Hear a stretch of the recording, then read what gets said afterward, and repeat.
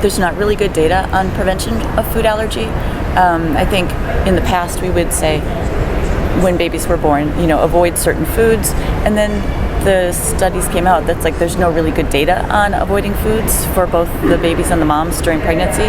So it's like, okay, we need to go back to how grandma used to feed. So introduce foods to the babies when they're ready. So when they can sit up and they have good head support, when they know what to do with the spoon as it's coming toward them, because that's a skill as they grow and develop.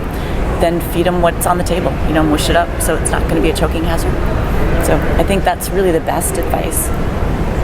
Yeah, so when I was back in school, which wasn't that long ago, we were taught don't give peanuts until after a year, don't give egg and milk until like 2 years, don't give fish until 4 years. They were just kind of arbitrary numbers, and now we know that that's incorrect data, but we need to make sure that as we're telling patients this, that it's not their fault. They did not know. They were following instructions and they were following the exact advice. And so I get a lot of patients that come to me, and the first kid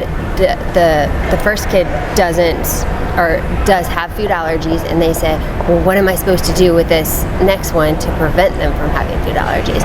And I just need to reinforce that you didn't do anything to actually create or develop these food allergies in your kid. Okay, there's no data right now to suggest that whether you breastfeed, whether you formula feed, whether you do it until a year or 2 years, whether you ate a whole bunch of nuts and allergenic food in your diet, whether you didn't, there's nothing suggesting that we're actually triggering these allergies.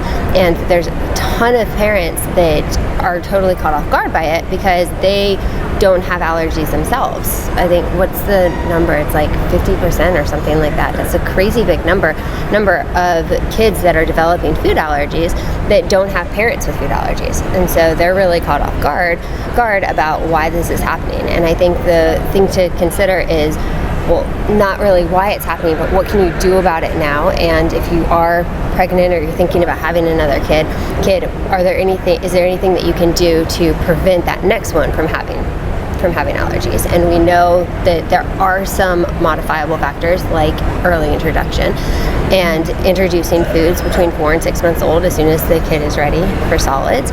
Just the only 2 rules are no chokeable foods ever and no honey because of the botulism risk until after a year.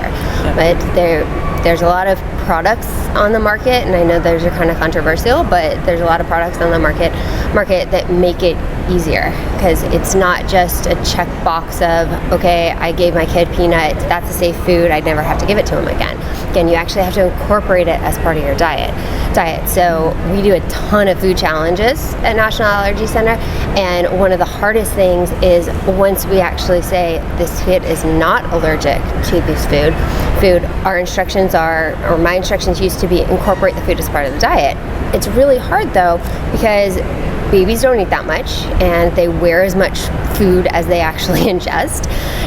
So how do you actually get these foods routinely into diet? And a lot of parents just kind of give up and they say, like, I try, but they go pretty much back to avoiding. That's the life that they knew. They were told because of positive blood tests and skin tests that the kid's allergic, and so that was just kind of normal life. And it's easier to keep doing what you were doing instead of actually change and incorporate foods.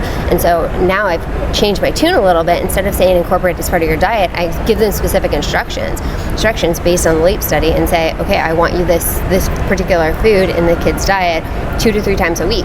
That's the ultimate goal, and we know that the constant repetitive exposure is what's going to be kind of key to preventing those allergies. So it's not just introduce the food, but keep it in the diet, and that's something that's really important for everybody to understand. The other thing to think about is, in babies especially, the studies show that it's contact through the skin that causes the allergy as opposed to ingestion.